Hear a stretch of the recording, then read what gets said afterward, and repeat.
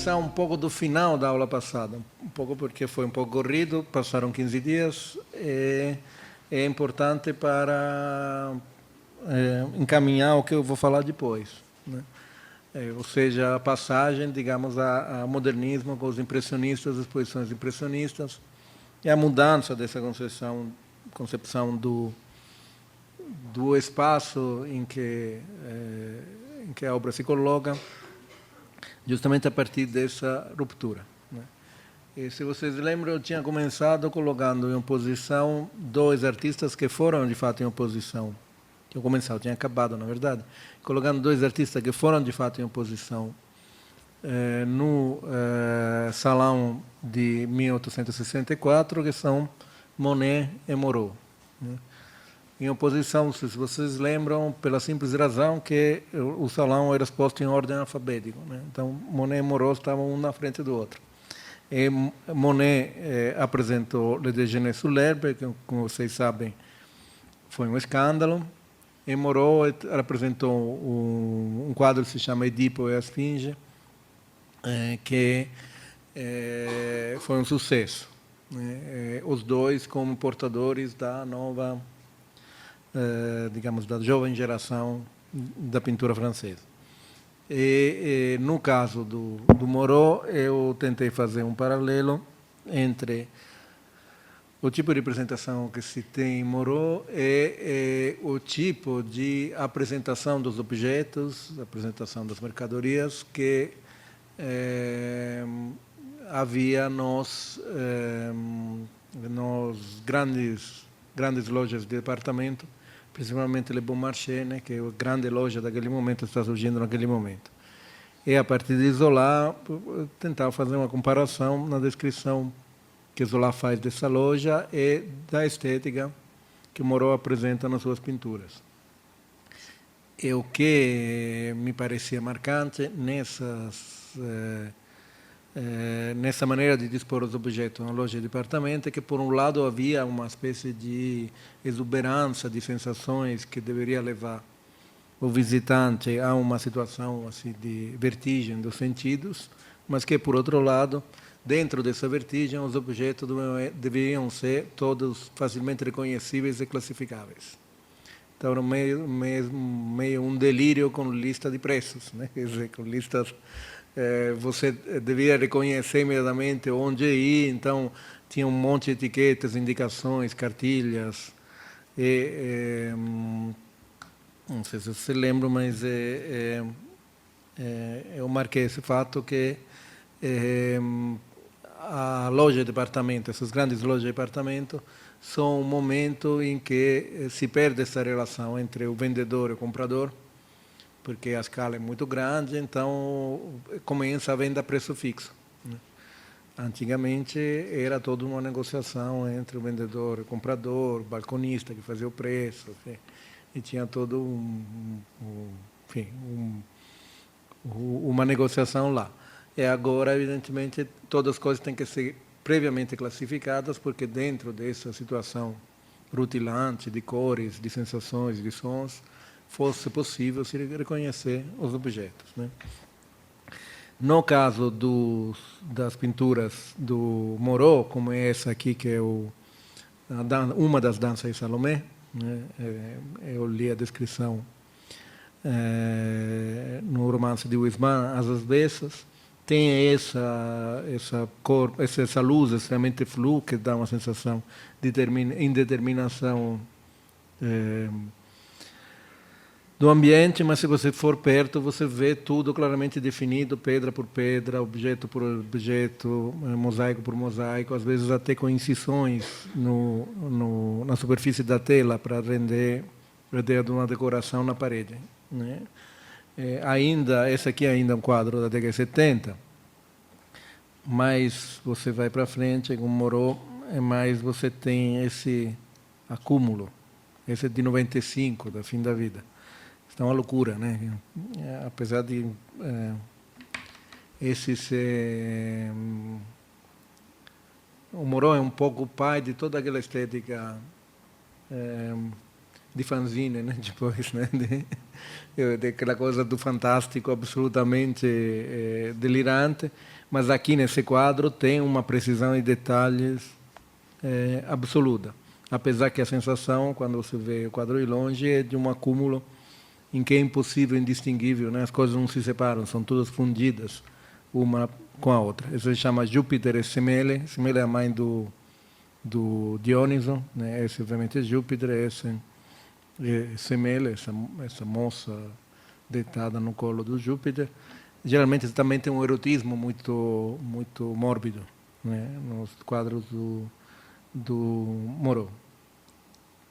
Se você vê o famosíssimo Déjeuner sur l'herbe, a sensação é que o quadro é muito menos fundido do ponto de vista da composição. É muito mais fragmentário. Na verdade, é composto de partes, né? Tem uma natureza morta aqui embaixo, né? Tem essas três figuras, são retiradas de uma gravura, por sua vez, que registra um desenho do Rafael, que se perdeu. Originalmente, essas três personagens eram três divinidades fluviais. O Monet copiou e adaptou para um ambiente moderno. Tem uma passagem no fundo. Desculpa, desligo o celular que está tocando.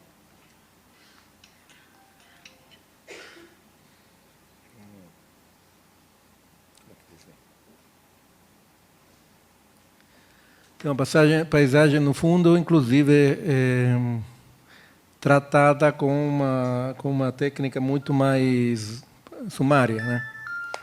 Muitas vezes se diz que ela parece o fundo do Déjeuner sur l'herbe, parece um cenário de teatro, quer dizer, uma tela pintada que está no fundo do quadro, né? Para marcar a diferença entre esse caráter mais sumário, mais genérico da pintura aqui e mais denso na parte embaixo, né? Que significa que a composição é feita de objetos aparentemente desencontrados, né? Também as figuras, as três figuras, nem se olham com a outra, né? Então, a posição em que a relação do diálogo não é muito clara, né? Também outra coisa que fez escândalo na época foi o fato, não apenas obviamente o salão era cheio de mulheres nuas, né? Já vimos a Semele, Salomé, mas não apenas da mulher estar nua no meio de duas pessoas em hábito moderno, mas também virar para o espectador e olhar fixamente para ele, né? Isso era coisa que não se fazia nos quadros, né? Geralmente as mulheres estavam as mulheres nuas estavam com o olho para o céu, né? Cabeça jogada para trás, enfim, né? Essa virada da cabeça da personagem feminina, esse olhar fixo para o espectador, é considerado uma espécie de ruptura, né, em relação às convenções, de ruptura em relação àquilo que o quadro podia ter de universo à parte, fantástico, enfim. Agora, esse desencontro em que todos os elementos tendem a se caracterizar como elementos separados, por outro lado, pelo trabalho de luz, pela relação de cores que o Manet, estabelece, se torna um quadro no equilíbrio perfeito, né? Não é perfeito porque é homogêneo, como no caso do Moreau. É perfeito porque os contrastes se respondem de uma maneira significativa. É perfeito porque é uma somatória, né, de coisas desconexas que, juntas, criam uma imagem perfeitamente unitária, um mundo, né, como diria o Baudelaire. O Déjeuner sur l'herbe está no Museu d'Orsay, está muito bem disposto, porque nas primeiras salas tem os quadros de florestas do Courbet, que é um modelo para Monet. Mas são quadros muito terrosos, muito escuros, né, muito densos, muito matéricos. E você vê esses quadros grandes, com imagem de floresta, e no fundo essa outra floresta do Monet, como o Manet usa a luz, né? Como chama a luz do fundo, né? E como essa luz que vai ricochetear sobre essa moça, depois sobre essa, depois sobre o pano no chão, né? Acabo acaba unificando o quadro inteiro, né? Porém, o quadro inteiro é unitário, unificado, não porque esconda os contrastes ou esconda as descontinuidades entre aquilo que ele representa, mas porque, de certa maneira, lhe dá um novo sentido graças ao tratamento pictórico, né? É a pintura que faz com que essas figuras desencontradas se tornem um quadro e, portanto, um mundo, né, no sentido do Baudelaire. Um exemplo ainda mais gritante disso, esse quadro de 64, né, do Salão de 64, 63, 64, é o último quadro que Manet pintou, o último quadro grande. Depois de doente, ele pintava aqueles vasos de flores, porque não conseguia mais pintar quadros desse tamanho, que se chama o Bar à la Folie Bergère. É um quadro de 1882, ele morre pouco depois. E que representa uma balconista num bar atendendo o cliente, né, com um ar bastante ausente, né? E, à primeira vista, ela parece que está se dirigindo a nós, né? Depois nós percebemos que esse ar ausente é devido ao fato que, na verdade, ele está olhando para esse outro senhor que aparece no espelho e que, teoricamente, deveria estar nessa posição, né? E, portanto, há uma série desse encontro. O espectador, o pintor, enfim, a figura central dessa perspectiva deveria estar na altura dessa luz, mais ou menos. Está do lado da moça. No espelho, nós vemos as pessoas que olham para o palco. E, em cima, aqui na esquerda, o acróbata, de que se vê só as pernas. O quadro é estranhíssimo como é montado, né? Em primeiro plano, essas maravilhosas garrafas, né, que são uma coisa de pintura extraordinária. Mas esse quadro é um quadro todo baseado em desdobramentos, em que o espelho é um pouco inclinado, nada coincide, né? É tudo meio desencontrado, né? E, no entanto, nesse desencontro se cria essa multiplicação, né, que faz a beleza do quadro, né? Como é que a gente tem que interpretar esse tipo de postura? Tem um texto muito interessante do T.G. Clarke, na Pintura da Vida Moderna, em que ele fala da reforma de Haussmann em Paris, né? Quando eles abriram as grandes avenidas, destruíram a Cidade Velha, uma parte da Cidade Velha, né? Aqui também dá para mostrar uma cena, né, das destruições, e depois a Boulevard Henri IV, como é hoje, né, a coluna da Place de la Concorde. Ele repara que, na verdade, o que aconteceu com a reforma do Haussmann não é o fato que foi destruída uma cidade antiga para ser instalada uma nova, mas o fato é que, na verdade, essa cidade nova, essas grandes avenidas, se sobrepõem a pedaços da antiga, sem, na verdade, conseguir destruí-los, né?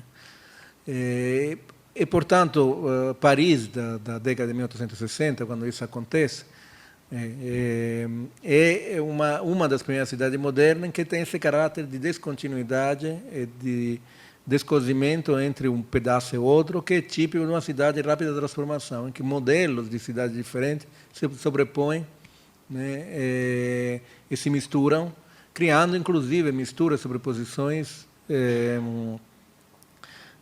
sociais, né? A prostituta com a senhora burguesa de alto nível, a pequena ruela com lojas miseráveis perto do boulevard, com as grandes lojas, com os grandes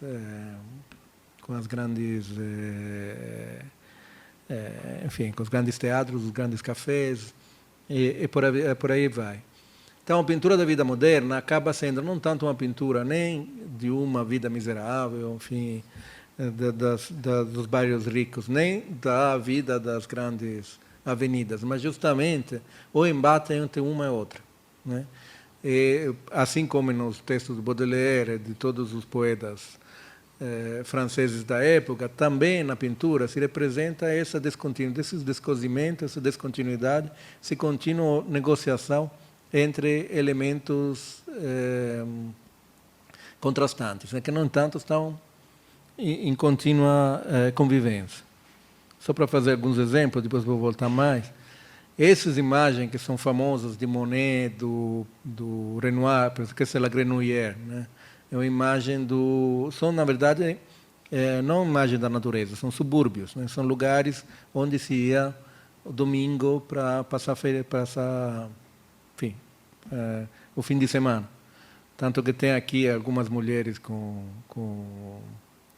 maiô de banho, né, da época, com alguns homens que estão tomando banho, é o barzinho aqui do lado. Né? Le Moulin de la Galette, mesma coisa, do Renoir. Né? Visto sempre de uma perspectiva estranha, como de não com uma perspectiva centrada, mas de viés, como se a pessoa estivesse chegando. Né? Esse de manhã era ainda mais marcada, porque esse é a Bagnade, o primeiro quadro divisionista, ou pontillista do Seurat, já em 1880 e pouco. E a Bagnade é o lugar onde geralmente a classe operária vai tomar banho no final de semana, aqui na frente da Grande Jatte, que ele vai pintar depois, que é aquela mais burguesa. E, no caso do Seurat, ele nem esconde, no final, os chaminés das fábricas, no fundo. Né?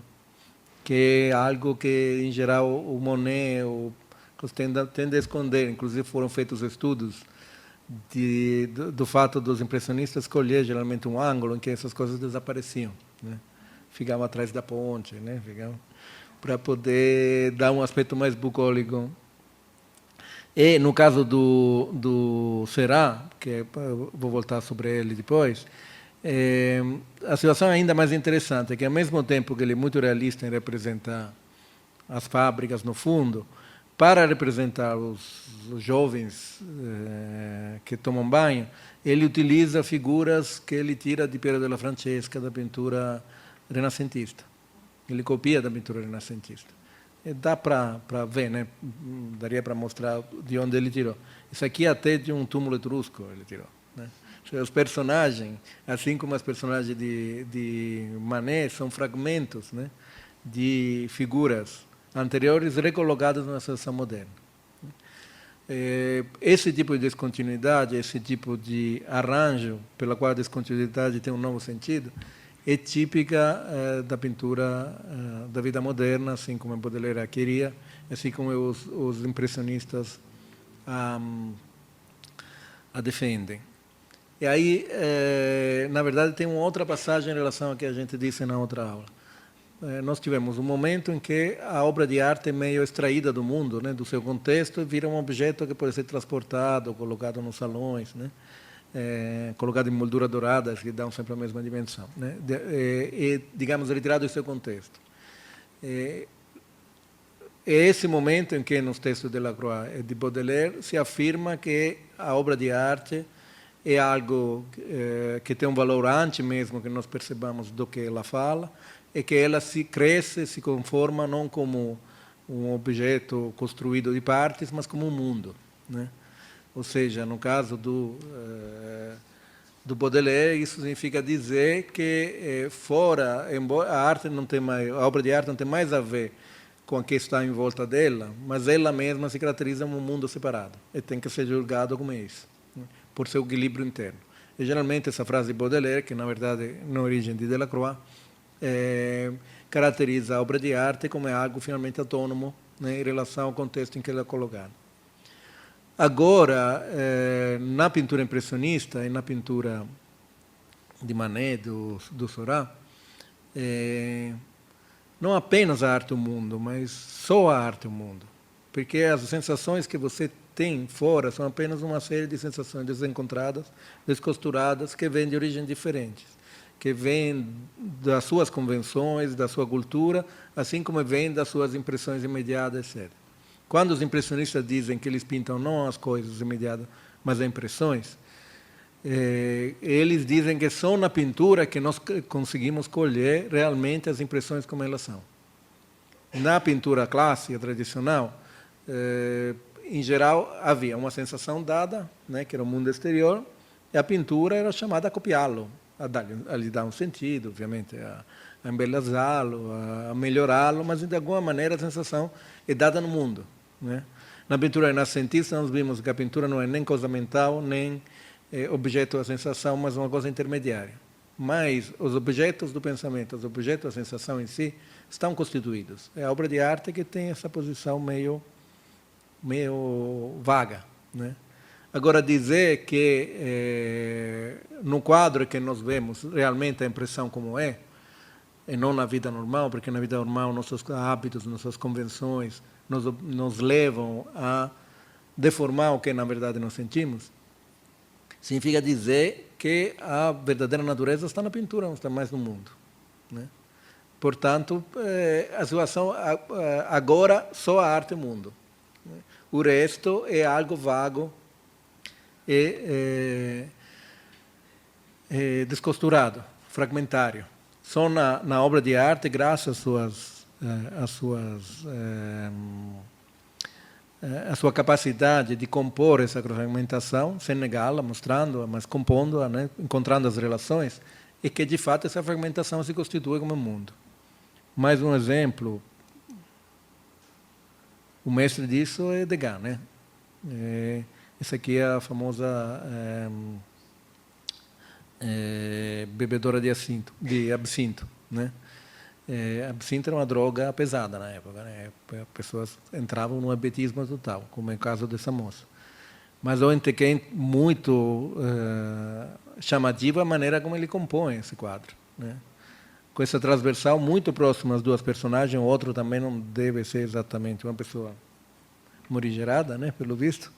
Ele está com um copo de vinho, é uma coisa um pouquinho mais leve, mas enfim, mas não deve ser o primeiro. Você não sabe o que está fumando. Eu não sei o que está fumando, é verdade. Mas enfim, não tem uma cara saudável, digamos a verdade. Mas ele está olhando fora, mas já está muito perante a borda do quadro, está olhando para fora.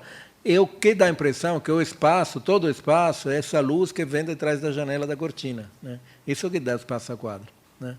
É que se vê através do espelho, né, com as sombras deles, e nós imaginamos um mundo do lado de lá, mas a imagem tomada extremamente próxima é como um fragmento, né? De maneira ainda mais... esse é um quadro mais antigo e, portanto, menos ousado, menos puxado, mas olha esse enquadramento, né? Isso se chama Orquestra do Operá. Tem um monte de gente olhando para o diretor que nós não vemos, as bailarinas de que vemos só as pernas, uma figura aqui do palco, e uma grande guarda-corpo aqui embaixo que se supõe que o observador esteja atrás dele, né? É um péssimo lugar, né, para um teatro, né? Você geralmente reclama, não vê nada, né, na verdade. Mas justamente essa montagem de elementos desencontrados, com essa gradação de luz, essa habilidade no desenho que é próprio Degas, que faz desse fragmento de mundo um mundo, né, uma composição.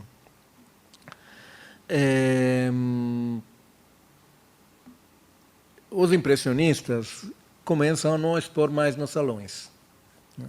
A exposição de um quadro como esse, dentro de uma parede forrada de quadros, né, um atrás do outro com a moldura dourada, não faz o mínimo sentido, né? Não tem mais possibilidade de diálogo entre uma coisa e outra. E, aliás, nessa época, os impressionistas começaram a expor junto em 74, né? Portanto, um pouquinho mais avançado, já começava o salão a ser visto com um certo descrédito. Já começava a ter uma crise desse ponto de vista. E começava a se mostrar obras em outro tipo de arranjo. Por exemplo, tinha a Sociedade dos Aquarelistas Gravuristas, se chamava Mirliton, que mostrava as obras nos cavaletes, dentro de uma sala normal, em que eram mostradas as obras acabadas junto com o esboço, geralmente em pequenas dimensões. Esses pequenos salões eram geralmente aqueles dos amadores, né, dos amantes, aqueles que se ficavam mais próximos da vida do ateliê, da vida do artista, e, portanto, se consideravam verdadeiros conhecedores em relação àquele do salão, que eram o grande público, né? E sempre mais, a partir dessa época, de 60, 70, começa-se a alugar ou apartamentos, ou sala de hotel, né, para mostrar poucos quadros, com um certo espaço entre eles, em condições, como dizem as críticas da época, que poderia ser da casa de um amador ou do ateliê do artista. Ou seja, se cria uma certa cumplicidade entre o artista, o conhecedor, o amador, né, o colecionador, de um certo modelo de vida mais refinado que é ligado à degustação, digamos assim, desses objetos um por um, de uma maneira mais próxima, né? Em geral, os críticos desses, obviamente, esse tipo de arranjo é que dá aos poucos espaço para aquilo que hoje nós chamamos de galeria de arte, né? É nessa época que nasce a galeria de arte. E nessa época que nascem os grandes marchands. Petit, Duran-Rouet, são os grandes marchands do impressionismo, né? E são aqueles justamente que estabelecem esse novo tipo de relação com o público, com os seus colecionadores, que é uma relação muito mais próxima. Em geral, os críticos da época, próximos aos impressionistas, defendem duas questões. Primeiro, que os quadros impressionistas têm que ser expostos numa situação de maior proximidade, próxima ao tipo de arranjo do ateliê, ao próximo tipo de arranjo da casa do colecionador. Começa a ter a moda também o colecionador colocar em casa o quadro no cavalete e não na parede, né?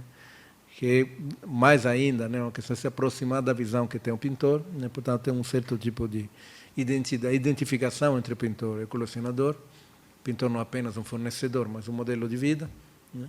E, por outro lado, ele diz que os quadros impressionistas precisam de ter espaço em volta para que a sensação não possa ser, não se perda, né, pela proximidade de outras cores e de outras imagens que poderiam confundir em relação à sensação pura em quem tem que se imergir a ver um quadro impressionista. E, nesse caso, o impressionismo significa duas coisas, que significa também duas maneiras de arranjo dos quadros. No caso do Monet, por exemplo, podemos pegar como exemplo Monet e Pissarro, que são bem opostos. No caso do Monet, pintar uma impressão significa pintar a sensação antes que se solidifique na coisa, né? Tentar colher o momento em que eu vejo uma coisa e ainda não reconheço exatamente de que se trata, né? O modelo do Monet depois é retomado por Proust no começo da recherche, quando ele acorda e vê uma linha de luz embaixo da porta e gasta algumas páginas para descrever essa linha de luz antes de saber onde ele está, né? Antes de reconhecer que aquilo é a porta, enfim, né? Portanto, o que precisa é uma imersão total nessa sensação. Um exemplo um pouco tardio, mas acho que ajuda a entender.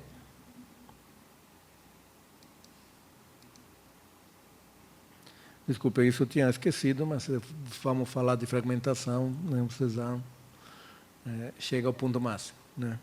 Aqui cada objeto tem o seu próprio volume, não tanto no espaço, né? Inclusive, Cézanne tem essa perspectiva invertida, né? Em geral, ele diz que ele começa a construir o volume da superfície do quadro para trás.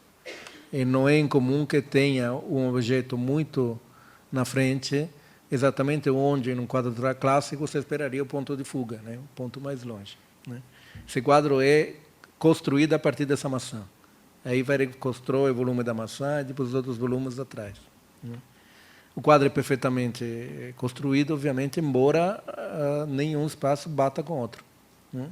Quase cada maçã tem seu próprio espaço separado. Mas vamos voltar a Monet.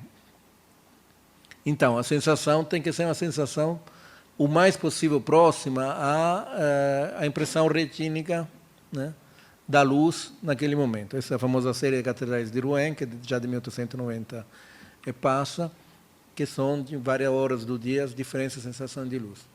Então, Monet faz, em geral, coloca muitos quadros, um do lado do outro, bastante amarrotados, para dar uma sensação, para um pouco invadir o olho do espectador. Ao contrário, Pissarro a vertente do Monet era chamada na época de vertente decorativa, né? Não porque isso diminuísse um pouco o valor do Monet. Significa justamente que não se preocupava tanto a descrição das coisas, quanto da relação das cores, né? Da impressão visual em si, né? Independentemente do referente. O Pissarro não, o Pissarro considera o impressionismo uma forma de naturalismo, por isso ele era tão amigo do Zola, por exemplo, né? Ou seja, o fato que nós vemos a sombra de uma árvore com a árvore como é preta, é uma convenção que nós aprendemos na pintura. A sombra da árvore é verde, na verdade, se nós olharmos bem, né? Então, no caso do Pissarro, o que ele tenta fazer é pintar as cores como elas são no referente. Se nós retirarmos todos que temos de convenções, de hábitos, né, enfim, nominalismo, né, digamos, de chamar as coisas pelo seu nome. Isso se chama os tetos vermelhos da década de 70. Então, no caso no caso do Monet, as cores, de alguma maneira, flutuam em cima dos objetos. No caso do Pissarro, eles grudam nos objetos, né? São ainda mais grudados do que as cores da pintura tradicional, né? Eles são quase uma pasta de que os objetos são feitos, né?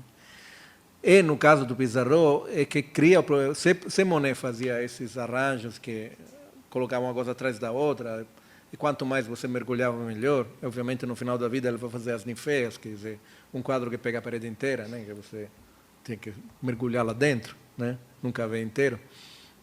No caso do Pissarro, ele começa a se preocupar da relação das bordas, né? Quer dizer, aqui temos um problema, porque aqui acaba o quadro, começa a parede, ou começa a moldura. Então, ele começa a experimentar, Degas, Mary Cassatt, alguns pintores dessa linha, começam a experimentar Passepartout de cores complementares, por exemplo, do quadro, para tentar combinar.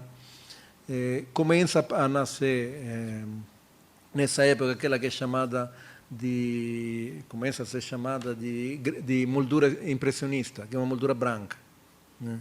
Que não existia no passado, né? A invenção dos impressionistas. Depois vou mostrar um exemplo, que é justamente para evitar qualquer relação com o mundo externo.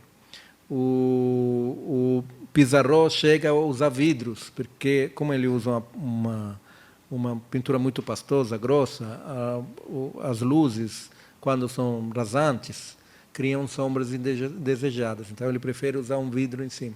Enfim, tem toda uma operação desesperada de jogar o mundo o mais longe possível, né? E de manter o quanto mais possível a verdade da sensação daquele quadro contra a sensação das paredes, do mundo exterior, que seria forviante, que seria mera ilusão. A verdade está no quadro, né? A falsidade está no mundo.